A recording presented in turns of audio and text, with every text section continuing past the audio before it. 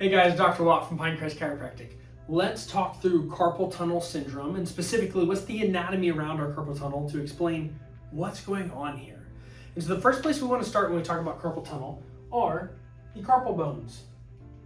So these carpal bones, they're the 8 small little bones that make up your wrist. So these 8 all come together. We see here's a drawing of them where there's essentially known as 2 rows of 4, where there's going to be 4 right down here and 4 right up through here. If you've taken anatomy class, you probably know a bunch of different mnemonics to try and remember those 8.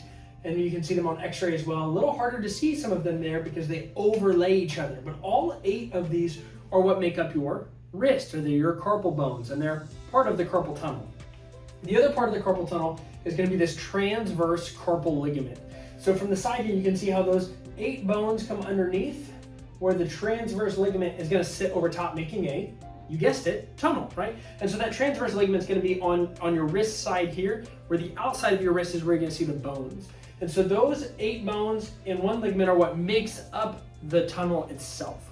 And when we look inside that tunnel, you can see here, there's a better picture, there's 8 tendons and 1 nerve. That 1 nerve is pretty darn important. That's your median nerve. That median nerve can be traced all the way back up here into your neck, but it goes all the way down into the hands and the fingers. Those 9 tendons there, 8 of the 9 are going to be for flexing the wrist. The last one's for flexing the thumb. But all of those muscles stem from this inside here of your elbow, come up through this side of your arm and contribute to wrist flexion. And so all of those things are going through this tiny little tunnel. So what in the world is carpal tunnel syndrome, right? That's the anatomy behind it.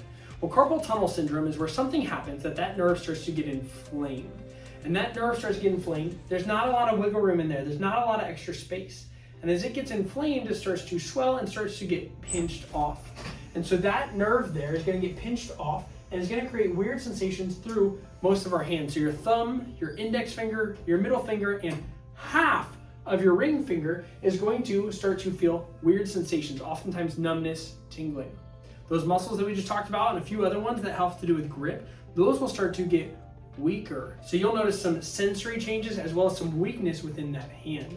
Sometimes it's smaller things like trying to write, or bigger things like trying to hold a dinner plate become significantly harder. And so when we look at the anatomy here, that's what makes up the carpal tunnel. This is what the syndrome is.